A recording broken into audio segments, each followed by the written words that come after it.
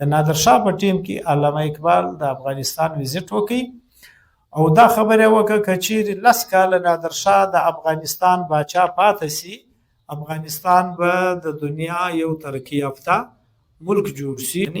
د هغه ځوانان دي افغانان چې هغه ستوري هم کنټرولولی شي. علامه اقبال پر افغانانو څومره ډېره شاعري کړې د افغان معنا ګر د پښتانه.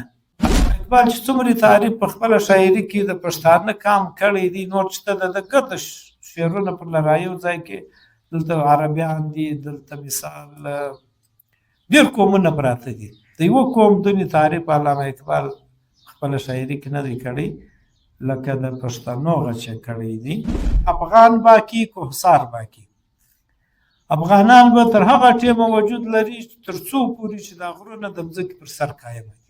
کوم سړی چې د باچا په دروازه پسې نه ګرځي هغه سړی د قومو تقدیر ور جوړوي. خپل افغانه خپله خودي وپېژنه خپل طاقت وپېژنه خپل انا وپېژنه ګرده دنیا بدله شوه ته هم ځان بدل کړه. موږ نوی نسل چې دی هغه په کار ده د علامه اقبال څخه متنفر نه سي علامه اقبال څخه نفرت ونه کړي. دا د خپل نظم ته عنوان ورکړی دی وایي خوشحال خان خټک کې وصیت دا د خپله لیکلی دی چې دا زه د وصیت درته کوم دا د خیالات دي د وصیت دی ما چې موږ د په خپله شاعري کې را اړولی دی په اردو کې چې دوی تکلیف وکړي ټیم یې راویستی په دا مصروفه کې او موږ ته حوصله راکړه. نو دویم چې کوم خلک موږ بیا د ډیجیټل لارې اوري د هغو هم ډېره شکریا ادا کوو.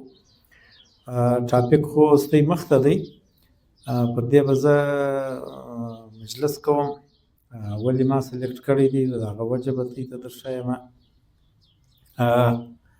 علامه اقبال او پښتون افغان چې ما کوم ټاپک ستۍ مخته ایښی دی د دې په نن سبا دور کې ډېر زیات ضرورت ما محسوسه کوي. د هغه وجه دا ده چې زموږ د ځوانانو چې کومه فکري قبله ده خاص کر د پښتنو ځوانانو ده هغه د علامه اقبال په باره کې صحیح نه ده. په کومه وجه یا په کومه وجه په هغه وجو کې خو موږ نه ځو چې ولې د دوی فکري قبله چې کومه ده د علامه اقبال په باره کې چې په سو کې ده. خو انشاءالله چې څه ټیم دا سیشن ختم سي که چا دا په غور واورېدی نو په دې کې به موږ دا کوشش وکړو چې د علامه اقبال د پښتنو سره کوم تعلق پاته سوی دی د شعر د لارې د ملاقاتو د لارې د هغه بعد به بیا تاسو خپله دا فیصله کوئ چې د علامه اقبال شاعري د هغه د افغانانو متعلق چې د کوم خیالات دي هغه څه وایي. خو دلته دا خبره ډېر د اهمیت وړ ده چې علامه اقبال چې څومره اهم شخصیت دی پر هغه که موږ شروع سو نو دا بیا ځان ته یو ټاپک دی پر یو سټډي سرکل غواړي.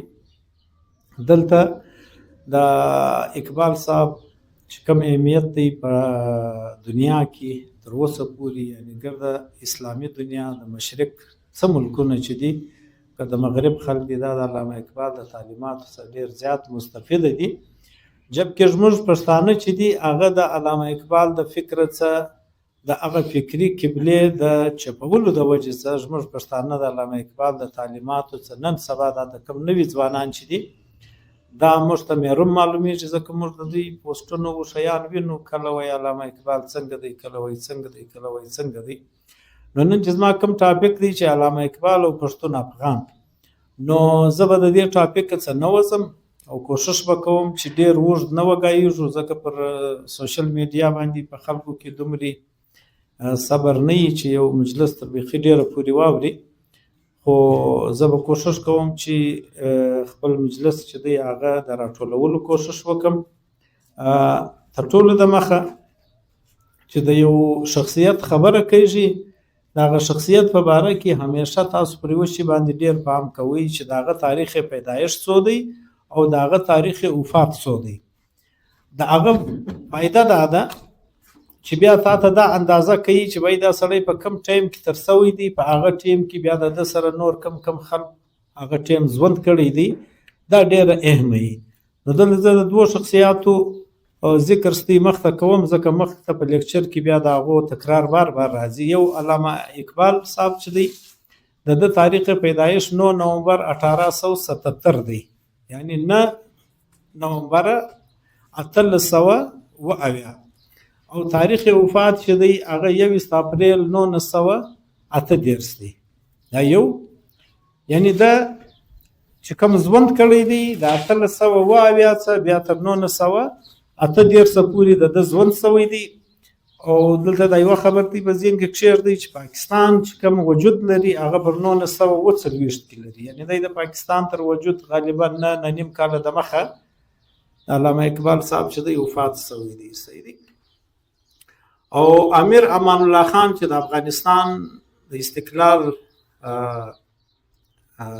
لیډر و، استقلال حاصل کړی دی افغانستان ته، د هغه تاریخ پیدایش 1891 دی او تاریخ وفات چې دی هغه 25 اپریل 1960 دی. 1960 دی.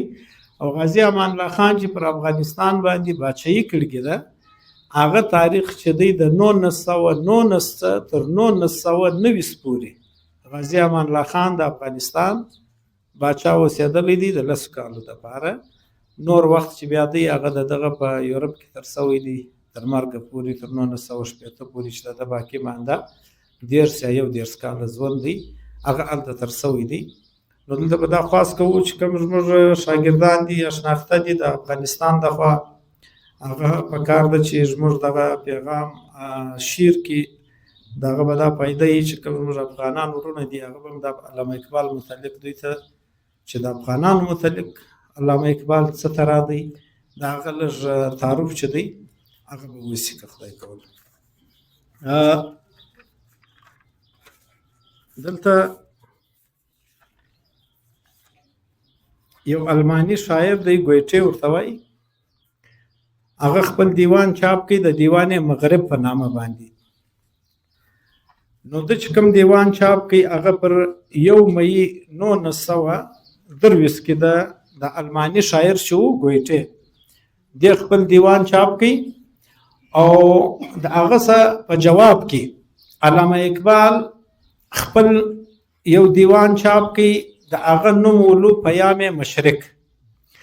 دا د علامه اقبال ډیر اهم تصنیف دی، پیام مشرق په نامه سره دا د دیوان مغرب په جواب کې د چاپ کړی دی. پیام مشرق ورته وایي. د دې ترګردو د دې پیام مشرق ترګردو اهم خبر دا ده، کوم چې زموږ نوی نسل به شاید نه په خبر، زاړه خلق په خبر دي. د دې پیام مشرق د علامه اقبال چې اهم کتاب دی د دې انتصاب چې دی دا د غازی امان الله خان په نامه کړی دی. یعنی د دې ستې اندازه ولګوي چې علامه اقبال مخته بیخي ډېر شخصیات په ګرده دنیا کې موجوده وو. خدای راولي ارسو د خپل پیام مشرق کتاب انتصاب، یعنی دا انتصاب و دې ته وایي چې هغه کتاب ته د چا په نامه باندې ونوموي. نو هغه د خپل کتاب چې دی د غازی امان الله خان په نامه باندې نومولی دی. نو د دې څخه تاسو اندازه اخیستلی شئ، چونکې دا کتاب چې دی په فارسي کې دی پیام مشرق، د هغه چې کوم سر لیک دی هغه به زه ستاسو ته ووایم، اول څو شعره به په فارسي کې درته ووایم، بیا د هغه پښتو منظوم هم سوی دی هغه به ستاسو مخ ته پیش کړم. دا نظم چې دی د غازی امان الله خان په باره کې چې علامه اقبال ویلی دی دا تقریبا 8 مصرې دی، یعنی ډېر غټ نظم دی.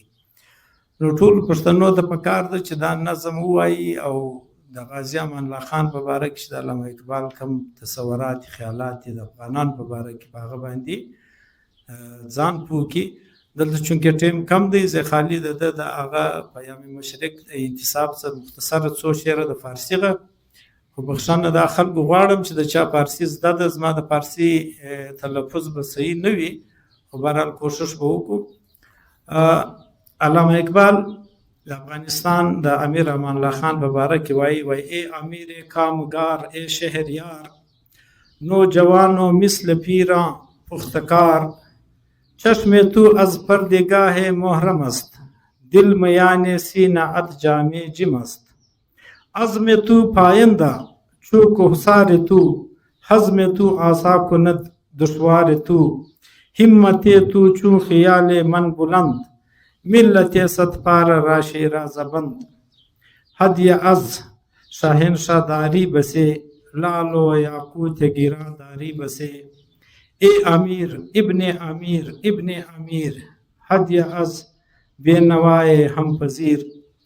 دا نظم د غازی امان الله خان په باره کې چې علامه اقبال صاحب ارشاد کړی دی، د دې د پښتو ترجمه بیا څوکې ده. هغه د پښتو ترجمه بیا د پښتو یو شاعر دی هغه کړی ده، د هغه نوم چې دی شیر محمد مینوش د دې د پښتو ترجمه کړی ده. هغه ترجمه هم به زه سرلیک سره ووایم. و ای امیره ای کامیابه شهریاره، په ځواني کښې د بوډا هسې هوښیاره. ستا نظر د هر یو راز وینم محرم، په سینه کښې د زړګي دی جام د جم. ارادې دي پاینده لکه د غر، هر ګرانه کړې په پوهه باندې سر. ستا همت زما د خیال رنګ بلند، د دانه وانه ملت کاندې پیوند. د دې درکړي باچهانو پیشکشونه، بې بها لرې یاقوت ښایسته لالونه. ای امیره ای په پلار نیکه امیره، کړه قبوله دا تحفه ته له فقیره. نو د دې څه اوس موږ دا اندازه لګولی سو چې علامه اقبال د پښتنو سره او د پښتنو چې کوم رهنمایان دي د هغو سره د ده څومرې مینه ده. د دې سره د پیام مشرق سرلیک چې کوم دی علامه اقبال دا په نثري ژبه کې هم کړی دی، یعنی انتصاب چې دی د یو واره په شاعري کې کړی دی، بیا په نثري ډول کې هم کړی دی. هغه نثر به هم زستی سره شریک کم، هغه د علامه اقبال چې کوم نثر دی هغه په پښتو کې ترجمه شوی دی. دا ما د ډایرکټر علامه اقبال اکیډمي چې کوم دی زموږ د چمن عبدالرؤف رفیقي صاحب د هغه د مقالې زما راخستی دی. رفیقي صاحب څه په دې باره کې زما تر دغه د مخه تفصیلي مجلس وشو، د ده زما رهنمایي واخیسته پر دې ټاپک باندې، دی ډېر خوشحاله شو. نو علامه اقبال وایي شرق یعنی مشرق او خصوصا اسلامي شرق د سوونو کلونو پرله پسې خوبه پس سترګې رڼې کړي دي، لکن د شرق د کامونو کپاره دا سنجول ډېر اړین دی چې ژوند په خپله له ځانه یو ډول انقلاب هم نشي پیدا کولی، تر څو لومړی د دغه انقلاب عکس د انسانانو په ذهنونو کې متشکل نشي. د فطرت دغه اټل قانون کوم چې قرآن کریم په دغه آیت کې په ډیرو ساده ټکو بیان کړی دی چې ان الله لا یغیر ما بقوم وما حتی یغیروا وما بانفسهم. د ژوند پر یوازیني او ګډ دواړو اړخونو باندې حاوی دی، او ما په خپلو فارسي اثارو کې د دغه طاقت و مخ ته د ایښولو هڅه کړې ده. دا وخت په نړۍ کې او په خصوص سره په شرقي هیوادونو کې سره هغه هڅې مو په مخه د خلکو او د اقوامو دیدګاه له جغرافیایي حدود اوچتوي او په دوی کې د یوه غوره او پیاوړي انساني ژوند نوښت او پایښت کوي. ته ډېر په درنه سترګه ګوري. له همدغه کبله ما خپلې دا څو پاڼې د اعلی حضرت فرمانروا افغانستان په ویاړلې نامه منسوب کړي دي چې په هغه په خپل فطرت، ذهانت او ځیرکتیا په دغه نکتو په ښه ډول پوهېدونکي ښکاري.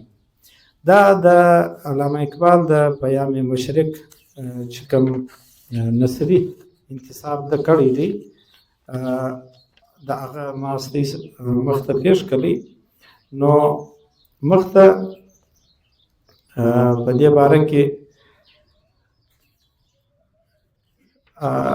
عبدالله چختایي یو پوهان دی د علامه اقبال څخه پوښتنه کوي چې د پیام مشرق انتصاب تا ولې د غازي امان الله خان په نامه باندې کړی دی. د دې په جواب کې علامه اقبال ورته وایي ما ډېر سوچ پر وکړي چې یو داسې مسلمان پیدا کړم چې هغه آزاد وي او هغه د هر قسم دغه څه صفا وي. نو ما چې ډېر سوچ پر وکړي نو په مسلمانانو کې ما ته دغه یو لیډر په مخه راغلی چې زه د هغه په نامه باندې خپل کتاب ونوموم، هغه چې دی غازي امان الله خان دی. نو دا رقم په فروری 1919 کې په ټریبیون اخبار کې هم علامه اقبال د غازي امان الله خان په باره کې خپلې خبرې کړې دي، چونکې وخت کم دی پر هغه به نه سره ګایږو. په 1919 کې چې غازي امان الله خان د تخته څخه پورته سو، د هغه په وجوهاتو کې علامه اقبال څه خبرې لیکلې دي په خپل شعر کې. هغه شعر به زه ستاسو مخ ته وړاندې کړم، خو دا د علامه اقبال خپل خیال دی. د پښتنو په باره کې کیدای شي دا خبره پر ځینې خلکو باندې بده ولګېږي، خو چونکې دا علامه اقبال په خپل کتاب کې ویلي دي. وای فکر عرب کو دیکر فرنگی تخیلات، فکر عرب کو دیکر فرنگی تخیلات، اسلام کو حجاز و یمن سے نکال دو. یعنی عربیان که د حجاز دی که د یمن دی، هغو ته فرنګي چې کوم تخیلات دي تصورات دي هغه دوی ته ورورسېدل، نو لهذا اسلام چې دی هغه به د حجاز او د یمن څخه وځي، چونکې هغه چې دی د انګریزانو څخه ورځ په ورځ متاثره کیږي. نو په دې وجه اقبال وایي فکر عرب کو دیکر فرنگی تخیلات، اسلام کو حجاز و یمن سے نکال دو، افغانیوں کی غیرت دی کا ہے یہ علاج، ملا کو ان کے کوہ و دمن سے نکال دو.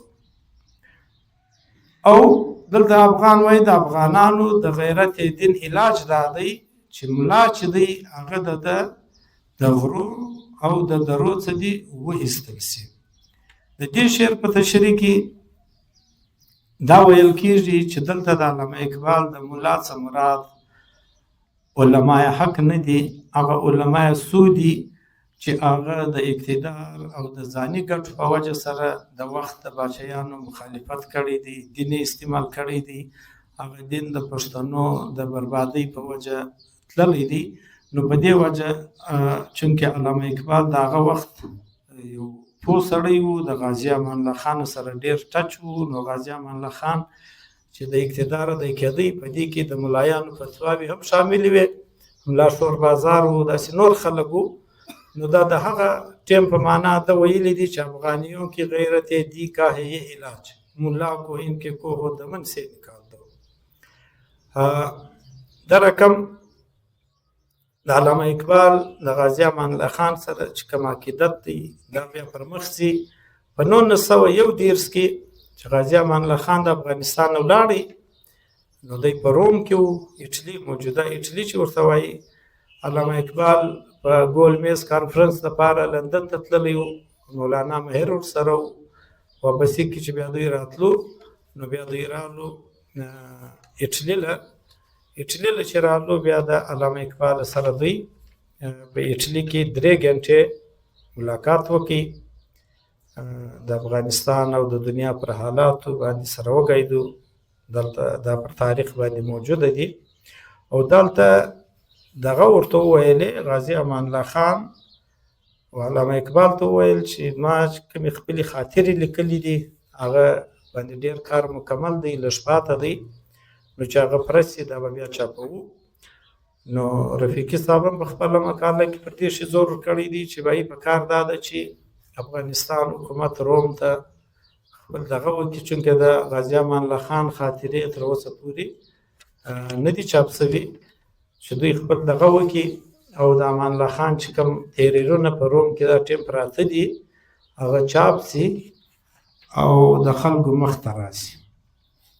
دا رقم عبدالوهاب ترزي په روم کې د غازي امان الله خان سره ګډ اوسېدی. هغه څو ورځې بعد علامه اقبال له بیا ورغلی. علامه اقبال په روم کې و، د ده سره ملاقات وکړي.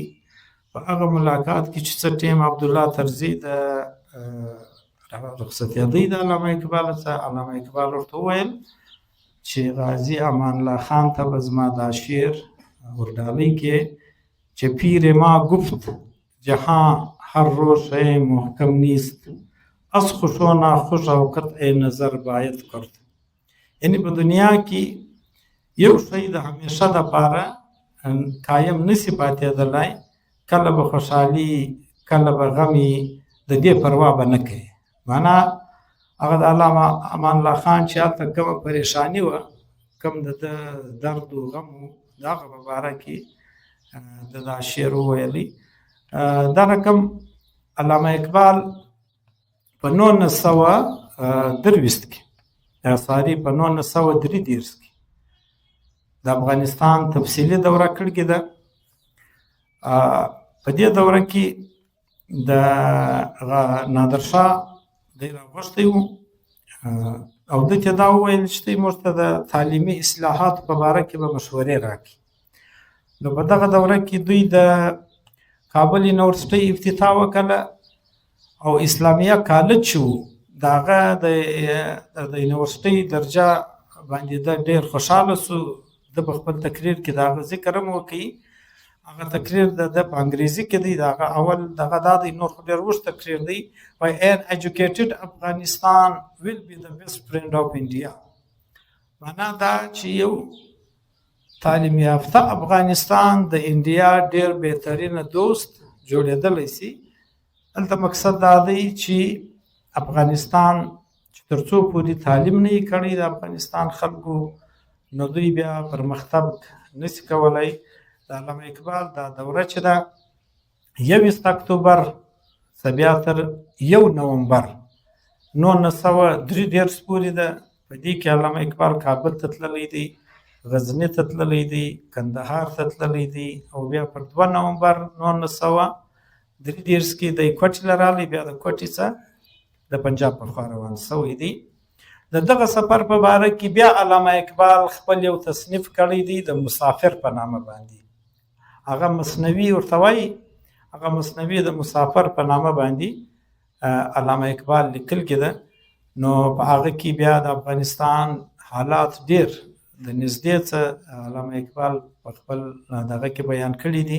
نو موږ نوي نسل ته دا وایو چې دا مثنوي چې کومه ده د علامه اقبال د دا وویل سي د دې پښتو ژباړه چې د هغه خامخا سوګي. دغه یو ښایستې سره شعروم چې د 1919 تر 1919 پورې خو غازي امان الله خان د افغانستان باچا و، بیا کودتا وسوه، دی ووتی. د هغه په نتیجه کې بیا په 1919 کې نادرشاه افغان د افغانستان شهنشاه وټاکل سو. تر 1933 پورې 4 کاله پر افغانستان باندې بیا نادرشاه باچایي وکړه. د نادرشاه په ټیم کې علامه اقبال د افغانستان ویزیټ وکړي او دا خبره وکړه که چیرې 10 کاله نادرشاه د افغانستان باچا پاتې سي، افغانستان به د دنیا یو ترقي یافته ملک جوړ شي. خو بدبختانه د علامه اقبال د دورې صرف 6 ورځې بعد نادرشاه افغان د عبدالخالق هزاره په نامه یو چا چې شهید کړی او هغه صرف 6 ورځې د علامه اقبال دا د ویزیټ سوي وي چې هغه نادرشاه افغان چې هغه شهید سو. بیا د هغه چې کوم زوی و ظاهر شاه هغه پر تخت کښېنول شو. نو ظاهر شاه بیا د 1933 تر 1983 پورې تقریبا 40 کاله پر افغانستان باچایي وکړه. نو هغه خو زموږ ستی هغه تاریخ مخته دی. موږ دلته صرف د علامه اقبال چې کوم دغه دی د افغانانو په باره کې شعري خبرې دي هغه ستی مخته کوم، په تفصیل کې به نه ځو ځکه بیا هغه سټډي سرکل به پر تاسو باندې بوج سي. علامه اقبال وایي آسیا یک پیکر آب و گل است، ملت افغان در آب پیکر دل است، از فساد او فساد آسیا در کشاد او کشاد آسیا. وایي ایشیا چې ده دا یو د آب او د ګل حیثیت لري. دا یو پیکر ده، ملت افغان در آب پیکر دل است. افغان ملت چې دی دا د ایشیا زړه دی. از فساد او فساد آسیا، کچیری په افغانستان کې فساد وو، په ګرد ایشیا کې به فسادي. در کشاد او کشاد آسیا، کچیری په افغانستان کې امن وو، په ټوله ایشیا کې به امني. نو دا رقم بیا علامه اقبال په خپل شعر کې وایي قبائل ہو ملت کی وحدت میں گم، کہ ہو نام افغانیوں کا بلند. محبت مجھے ان جوانوں سے ہے، ستاروں پہ جو ډالتے ہیں کمند. یعنی قبائل چې دي، ملت څه مراد دلته اسلام دی. وایي قبایل چې دي هغه د ملت په راټولېدو کې ځلورک دي. په دغه کار کې چې تر ګردو غټ نوم یو څوک پیدا کوی سي که هو نام افغانیون کا بلند. په دې کې دا د ملت په راټولولو کې، په یووالي کې چې کوم قوم نوم پورته سوی دی هغه افغانان دي. محبت مجھے ان جوانوں سے ہے، په هغه ځوانان سره زه ډېره مینه لرم. ستاروں پہ جو ډالتے ہیں کمند، چې هغه پر ستورو باندې کمندونه اچوي. کمند معنا رسۍ یا یو شی چې په یو شي کې راتړي، یعنی هغه کنټرولوي. یعنی دا هغه ځوانان دي افغانان چې هغه ستوري هم کنټرولولی شي. دا او په دې کې علامه اقبال بیا په خپل یو نظم کې د پښتنو په باره کې وایي یہ نکته خوب کہا شیر شاه سوری نے. شیر شاه سوری حواله ورکوي. شیر شاه سوری دا یوه نکته ډېره ښه پورته کړې ده که امتیاز قبایل تمام تر خواري، چې د قبیلو په مابین کې امتیاز فرق کوي. دا چې دا مکمله خواري ده. یعنی دا فلانی قبیله ده، دا فلانی قبیله ده، دا فلانی دی، دا فلانی دی. دا علامه اقبال وایي، د پښتنو دپاره وایي چې دا ټوله چې دا خواري ده. یہ نکته خوب کہا شیر شاه سوری نے کہ امتیاز قبائل تمام تر خواری، عزیز ہے انہیں نام وزیری و محسود. دلته د پښتنو د دوو قبیلو ذکر علامه اقبال کړی دی. وایي چې پر دوی باندې د خپلې قبیلې ډېرې ګرانې دي، پر وزیر باندې او پر محسود باندې. دا صرف د دوو قبیلو ګرد د پښتني قبیلې ښیي. ابھی یہ خلعت افغانیت سے ہیں آری، عزیز ہے انہیں نام وزیر و محسود. ابھی یہ خلعت افغانیت سے ہیں آری. هغه خلق چې هغه وزیري کوي یا مسودي کوي، دا خلق د افغانیت چې کوم لباس دی د دې څه دا خلق بې لباسه دي. یعنی دا خلق د افغانیت په لباس باندې نه دي. هغه خلق کم خلق چې قبیله پرستی کوي، دا د افغانیت لباس چې دی دا هغه نه لري. علامه اقبال وایي ہزار پارہ ہے کوثار کی مسلمانی، کہ ہر قبیلہ ہے اپنوں بتوں کا زناری. ځکه قرآن شریف 10 سپارې دی. علامه اقبال وایي دغه د افغانانو سپارې چې دي دا تر 1000 پورې رسېدلي دي. 1000 سپارې د کوثار اکثر علامه اقبال په خپل شعري کې و افغانانو ته وایي، یعنی د غرو مالکان. وایي ہزار پارہ ہے کوثار کی مسلمانی، کہ ہر قبیلہ ہے اپنے بتوں کا زناری. یعنی هر قبیله دا بت چې دی دا د قبیلې و مشر ته وایي. هر قبیله پر خپل مشر باندې دا رقم راټوله د زناري او د موټر و ټایر ته وایي. یعنی دا ټایر چې هر څو پر لڅرخې بس پر یوه ځای پر لڅرخې نه دورې ځي نه یوه ځله دورې ځي. یعنی دا پښتانه چې دي دا په قبیله پرستي کې داسې ورک دي چې بس پر دا خپل مسرانو باندې داسې پر له راګرځي، بل څوک څه مني نه، بس په دې سرکل کې باندې. نو اقبال وایي چې مسلمانان د دغه افغانان د دې سرکل څخه راوتلي نه وي، تر هغو پورې دوی چې کوم دي ترقي نشي کولی. میر خیل از مکر پنهانی بترس از ضیاء روح افغانی بترس.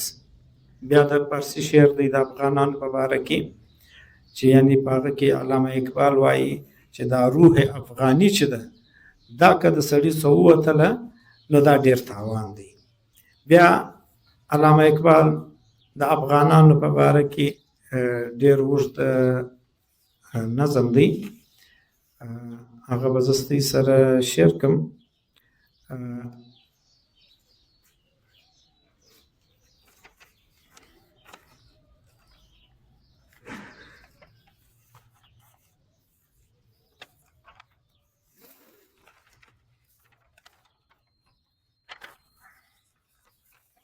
دلته ما سفر نمبر لیکلی دی، زه به ما چې په کتاب کې راواړوم. 145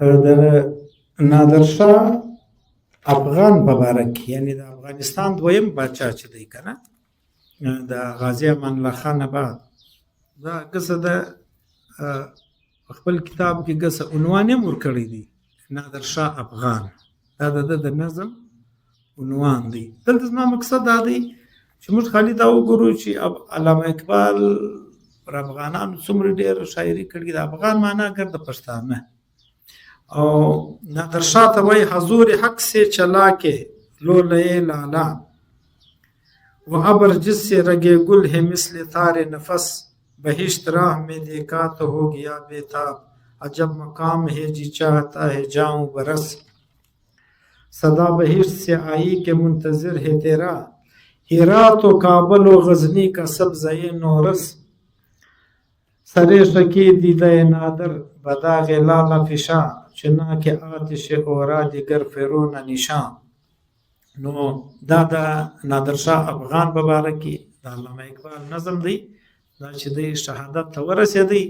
د دې بعد د علامه اقبال خپل غم په دې کې ظاهر کړی دی چې په دا ګل لاله چې ده دا موږ چې سور ګل ورته وایو، تور ټکي چې پکښې د هغه مثال دی ورکوي، وایي چې د نادرشاه افغان په اوښکو باندې پټګل لاله باندې چې دا کم داغونه سوي دي، دا سره ګل باندې دا تور داغونه، دا د نادرشاه افغان اوښکې دي او دغه چې کم اور لګېدلی دی دا به دا اوښکې نه کېټنډه. د دې بعدې د خوشحال خان خټک دا شعر دی چې ما ستاسو مخته دا د خوشحال خان په خټک په نامه باندې دغه لیکلی دی علامه اقبال چې ستاروں پہ جو ڈالتے ہیں کمند مغل سے کسی طرح کم تر نہیں، د مغلو څخه کم نه دی. کوهستا کایې بچای ارجمند، ارجمند معنا د عزت والا، کوهستان معنا د غرو کښنی چې دی دا تر مغلو په یوه طریقه باندې هم نہ دیکھم. کہوں تجھ سے اے ہم نشی دل کی بات امت پن ہے خوشحال خان کو پسند. وی خوشحال خان خټک کم قبر خوشی چې دی چیرې پټ سي. اولا کې نه لائے جہاں باد کوه مغول شه سواروں کے گرد سمند. خوشحال خان خټک هلته ځان پټول غواړي چې چیرې د مغول د آسانو په منډه کې چې کم دوړه پورته کیږي چې هغه دوړه لا هم نه ورسیږي، یعنی په داسې ځای کې خوشحال خان خټک وایي چې زه پټ سم. معنا ده چې خوشحال خان خټک د مغولو یا د انګریزانو یا د دوی چې کوم غلامان دي دغه غلامي څخه دی ډېر آزاد پاتې سوی دی او دا رقم دغه چې دی علامه اقبال اخري دغه کوم بیا ولر سوال جواب وکړو. علامه اقبال د میراب ګل افغان په نامه باندې دغه د افکارو په دغه دی. دا د علامه اقبال چې کوم کتاب دی ضرب کلم، په دې کې د افغانانو باندې بیخي ډېر نظمونه لیکل شوي دي. یعنی خالی په ضرب کلم کې دا ګورې د نکشنی کتاب دی، دا د علامه اقبال ډېر مشهوره کتاب دی. په ضرب کلم کې د نور شاعري بغیر خالی د میراب ګل افغان په نامه باندې علامه اقبال 20 نظم لیکلي دي. دا 20 نظمه ګډه د میراب ګل افغان د پاره د لیکلي دي. میراب ګل افغان یو د ناول کردار دی یا داسې یو فرضي کم کردار دی، هغه علامه اقبال ځان ته جوړ کړی دی. بیا د هغه مخته د چې دی د افغانانو دپاره تقریبا 20 نظمه خالي په دا یو کتاب کې ګرده پر افغانانو باندې لیکل شوي دي. دلته زموږ ځوانان وایي دا د چا شاعر دی، د چا شاعر دی. علامه اقبال چې څومره تعریف په خپله شاعري کې د پښتانه کام کړی دی، نور چې د ګرده شعرونه پر لرایو ځای کې دلته عربیان دي، دلته مثال ډېر قومونه پراته دي. د یو قوم دونې تعریف علامه اقبال خپله شاعري کې نه دی کړی لکه د پښتنو غچه کړی دی. میراب ګل افغان په دغه کې دی وایي افغان باقي کوهسار باقي. افغانان به تر هغه ټیمه وجود لري تر څو پورې چې دا غرونه د مځکې پر سر قایم دي. یعنی چې څومره غرونه دي د غرو عمر دی د مځکې پر سر باندې، د غونې به افغانان د مځکې پر سر باندې موجود دی. الحکم لله الملک لله، چې تر څو پورې د الله پاک حکم دی، د الله پاک ملک موجوده دی، د مځکه موجوده ده، تر هغو پورې به افغان چې دی هغه موجود دی. محرم خودی سے جس دم ہوا فقر. فقر و درویش ته وایي څه ټیم چې په انسان کې خودی پیدا سي.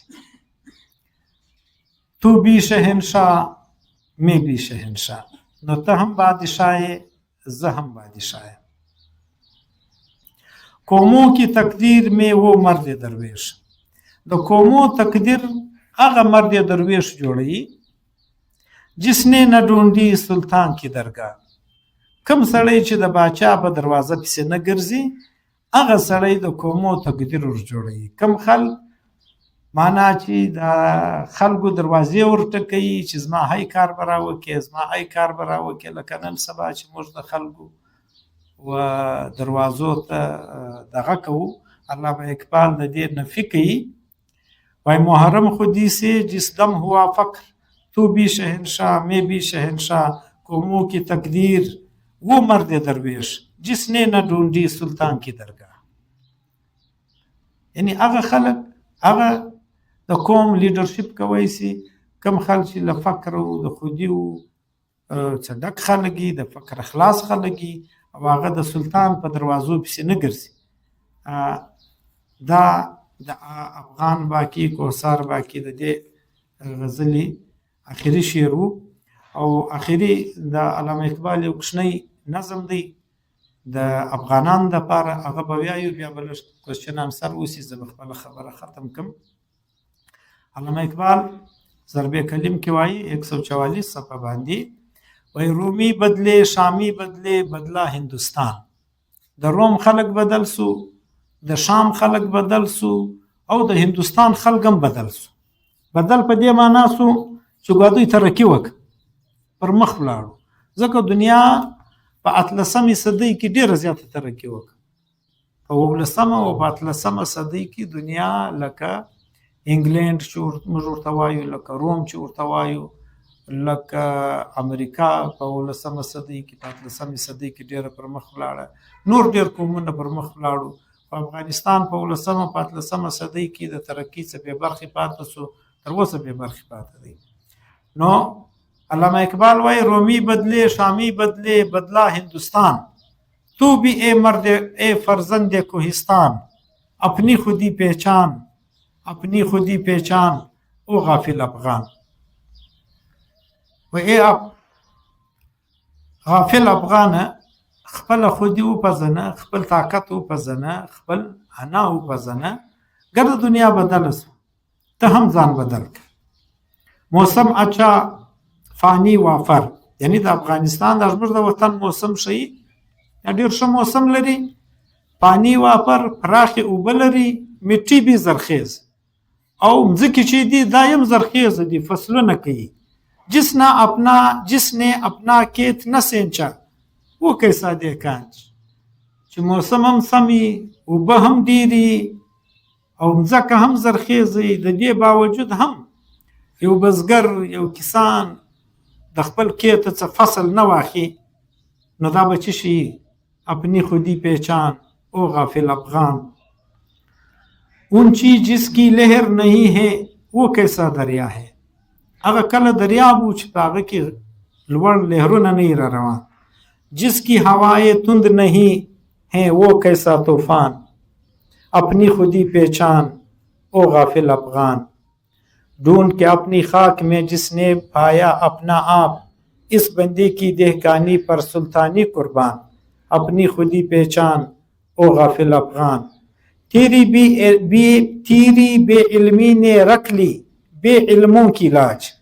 عالم فاضل بیچ رہے ہیں اپنا دین ایمان. اپنی خودی پہچان او غافل افغان. نو دا رقم که موږ د علامه اقبال شاعري ویایو تقریبا دا په 2 غنټې کې هم د افغانانو په باره کې د علامه اقبال شاعري چې ده هغه نه ختمیږي. نو دا زما مختصر د علامه اقبال د پښتون افغان په حواله د ده تعارف و چې موږ د دې سټارټ د دې څه واخیستی چې د خپل پیام مشرق د غازي امان الله خان په نامه نومولی و. بیا د غازي امان الله خان په باره کې د په فارسي کې 80 مصري غزل لیکلې وه، بیا د هغه پښتو ترجمه، بیا د ده د نادرشاه افغان سره، بیا د غازي امان الله خان سره په روم کې ملاقاتونه، او بیا د افغانستان د تعلیم دپاره د هغه د بهترۍ دپاره د افغانستان ته کابل ته راغلی. د کابل یونیورسټۍ افتتاح دی وکړه په 1933 کې. د کابل د اسلامیه کالج پېښور کالج ته د یونیورسټۍ درجه بیا ورکول شوه. نو دا رقم زما د دې سټډي سرکل بنیادي مقصد دا و چې زموږ نوی نسل چې دی هغه په کار ده د علامه اقبال څخه متنفر نسی، د علامه اقبال څخه نفرت ونه کړي، ځکه علامه اقبال د پښتنو په باره کې دومره تعریف کړی دی، د پښتانه قوم، د افغان قوم، او دومره په پریشان وو، دومره په کاندمن وو. نو د ده تعلیمات که اوس هم پښتانه په صحیح معنا ووایي، سبق ځینې واخلي. دلته ځینې خلک دي هغه دا کوشش کوي چې د پښتانه ځوانان د علامه اقبال چې بلکې د پښتنو دپاره کوم پیغام دی، عام مسلمانانو دپاره کوم پیغام دی، د هغه څه علامه اقبال د خیالاتو څه، د نظریاتو څه پښتانه بې برخې کې. که ته یې لیدلي دا اوس چې د ایران مشر آیت الله خامنه‌ای شهید سو، یعنی ده به خپل قوم ته د علامه اقبال شعرونه ویل. اقبال لاهوري په نامه به ده یادوي، د ده د فارسي شعرونه به ورته ویل، بیا به خپل قوم ته ویل چې وایي علامه اقبال چې دی دا ووایاست، د هغه څه فایده واخلئ. نو علامه اقبال ټول ایران فالو کوي، ټول خلک فالو کوي. په کار دا ده زموږ پښتانه هم علامه اقبال څه ووایي، برته یې شروع کړي، ویایي، د ده شعري مجموعې ووایي، د ده د پښتنو په باره کې چې دا مسافر مثنوي ده د افغانستان په دوران کې لیکل کېده دا ووایي، د میراب ګل افغان په نامه چې د علامه اقبال نظمونه دي تر 100 زیات دا ووایو. په دې باندې سر خلاص کړو. نو د دې سره به یقینا زموږ د ځوانانو چې کومه فکري قبله ده د علامه اقبال په باره کې چې بدله سوې ده هغه به بلته صحیح سي. نو بس نور خو خبرې ډېرې دي، ماښام هم را روان دی، که د چا سوال وي هغه به واخلو. زما سوال دا دی، تا په آخري کې دا یوه خبره وکړله، تا ویل څه داسې کردارونه شته چې هغه اوس د زموږ نوی نسل د پښتنو کم ځوانان چې دي دا د اقبال څخه لرې کوي یا د اقبال مخالف کوي. په دې کې د دوی کم غرض دی، کم مقصد دی؟ زما سوال دا دی. د پښتنو چې کوم د افغانانو دشمنان دي هغه دا وایي چې پښتانه د هغه رقم بغیر ترقۍ پاتې سي او بغیر علمه پاتې سي او تر ګردو بنیادي خبر دا د بغیر شعوره پاتې سي. علامه اقبال بنیادي طور افغانانو ته په خپل شعر و شاعري کې شعور ورکړی دی. نو هغه شعور هغه ټیم موږ حاصله وایسو چې د علامه اقبال کوم افکار دي هغه موږ ووایو. دلته زه په تفصیل کې نه ځم ځکه سوشل میډیا دور دی، خو دلته ځینې پیټ خلک شته چې هغه په دې باره کې پروپیګنډې کوي په دې حواله باندې چې بس دا وایي بای دا خو نو د چا شاعر و، دا خو د پنجاب و، دا خو فلانا و، دا خو دا و، دا خو رادا و. جبکې د علامه اقبال شاعري چې ته وګورې زما په خیال د پنجابیانو یا د کشمیریانو طالب ما خو نه دی کې لیدلی، خامخا به یي یو غزل مزل به یي، خو دا دومره ډېر کار د پښتنو د راپورته کېدو دپاره صرف په دې وجه کړی دی چې دوی دا ویلی چې بهی پښتانه چې دي دا هغه قوم دی چې دا د انګریز مقابله کولی سي، د انګریز په سترګو کې سترګې وراچولی سي، د مغول سره دوی مقابلې کړي دي، دا هغه قوم دی چې دا ځان راپورته کولی سي او د ایشیا ټایګرز جوړېدلی سي. ځکه د دوی په دا فارسي شعر کې خو دغه وایي چې وایي دغه چې دی افغانستان چې دی دا د ټوټل ایشیا باندې د دې چې دی کوم اثرات دي هغه راتللی سي که نه. دا سوال دی چې د علامه اقبال چې کومه زیاتره شاعري ده داسې اوس موږ خبر شو دا زیاتره د افغانانو باره کې ده، هغه کوم وجوهات دي چې هغه افغانان فاته رالو، لیکن په دا شاعري کې چې موږ واورېدلو دا خو افغانانو چې کوم صفتونه دي یا دغه چې کوم قابلیت یا ټیلنټ دی چې بیان شوی ده، نو ډېر باثره شخصیات لکه غازي امان الله خان، میراب ګل، کوم وجوهات چې دا قوم په نور قومو کې شاته پاتې شو؟ خبره دی ده که زه اوس د دې په تفصیل کې نه ځم. علامه اقبال د دې وجه لیکل کې ده ټریبون اخبار ته چې د کوم انټرویو ورکړی ده په 1919 کې هغه کې دا لیکلي دي چې بای دلته ځینې ملایان چې دي هغه غازي امان الله خان غلط پیش کوي د کوم وخت دغه وجه څه په خلکو کې غلط فهمي پیدا اوسه. دا په دې مقاله کې ذکر دی خو ما ستې مخته نه کې پیش ټیم کم ولو. یو خو دغه ملایت چې ورته وایي که نه، یو علماء حق دي، یو علماء سو دي. دا کوم علما چې هغه علماء حق دي د هغه علامه اقبال ډېر تعریف کړی دي په خپله شاعري کې. کوم علما چې دا یو شعر چې دا اوس اخري کې ما ته یې وویل چې ایمان او دین چې دی هغه خرڅوي، د هغه وجې څه پښتانه چې دي هغه پر شا راغلي دي.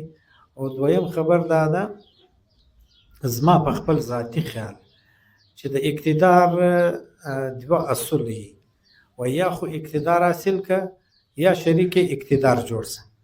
په تر 200 کاله کې پښتنو ته اقتدار په لاس کې نه دی راغلی او دوی د دشمن سره سر وهلی دی، شریک اقتدار هم نه دی جوړ شوی.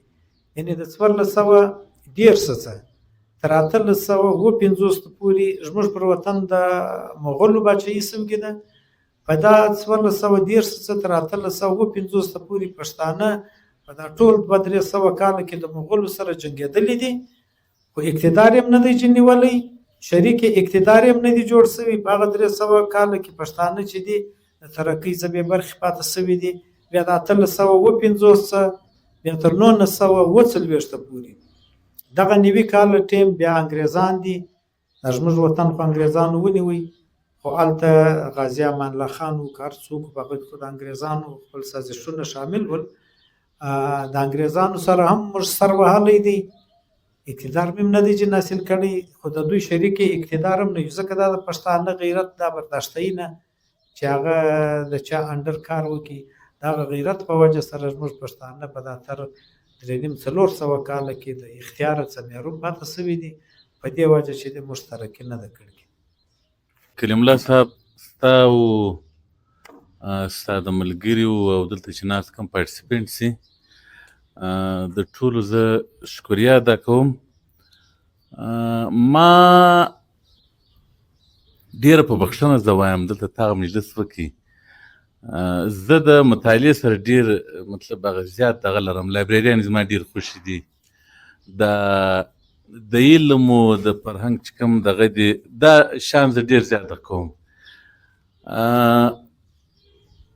بدبختانه ما په خپله علامه اقبال ما نه دی ویل.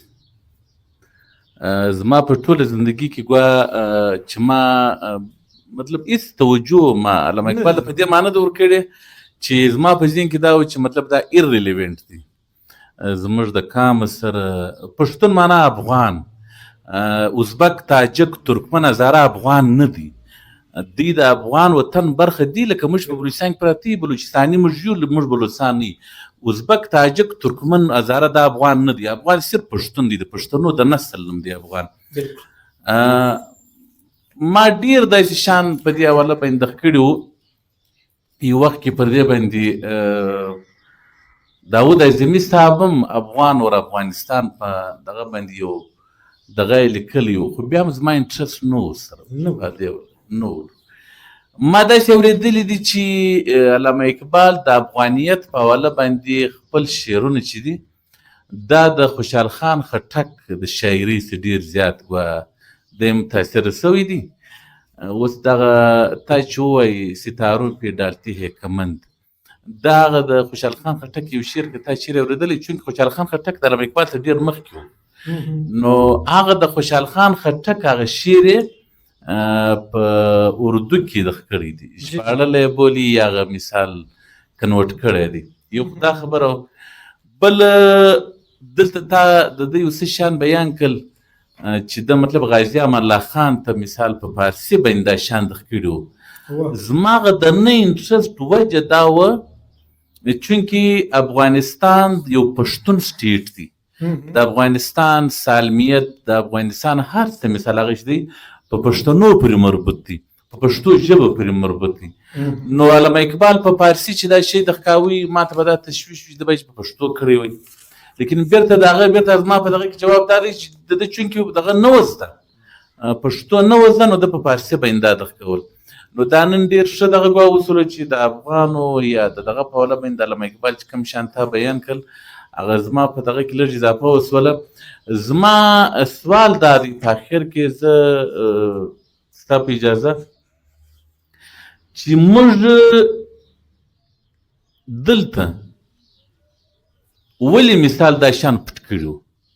زما څه مراد دا دی چې زموږ پښتانه چې کوم دانشور دي. زما دا سوال دی چې ستا اوس لږ کنسپشن بدل سو د لیکچره بعد که نه سو بدل؟ زما دغه څه نه څه به خود بدل سوی. زه دا وایم چې موږ ته په کالجانو کې، موږ ته په یونیورسټیانو کې، موږ ته په سکولانو کې زموږ چې کوم استادانو هغه دا شیان ویلي کو بیان دا شی دی. او بل یو شی زما دا دغه دی چې د دې څه وجوهات کېدلی سي. مثال دا شی علامه اقبال خو در پاکستان پرې نه دی محدوده. علامه اقبال د پاکستان جوړښت ډېر مخکې مړ دی. د ده زوی وایي دغه کم خلک چې دا خبره کوي چې وایي ده د پاکستان خوب لیدلی وایي زه ورسره لوی سوم زما در مخ دی مړ ته ده په ژوند ماته نه دي ویلي چې ما د پاکستان خوب لیدلی. دا خبر خو نو ما نه کوله خو تا وکړه. نو زه دا وایم چې دا زموږ دانشورانو دا پښتنو دا خلکو ولې دا شی دغه که زه اوس تی ته د عبدالرؤف رفیقي صاحب ویس ولګوم چونکې دی د علامه اقبال اکیډمي د ګرد پاکستان ډایرکټر دی. برایي ما ته 15 منټه ویس راوکړي، زه به اوس دی ته بیا افته ریکارډ ولګوم چې دی په دې ټاپک څومره خوشحاله سو. دوی به پر دې ټاپک باندې د کار ضرورت دی. دا د پښتنو څه پټ سوی دی زموږ په کورسو کې. خو د علامه اقبال شاعري ستا علامه اقبال پر هر ټاپک شاعري کړې ده، خو دا په کسې نه دی وراچول سوي، دا بلکل جنري کړی دی.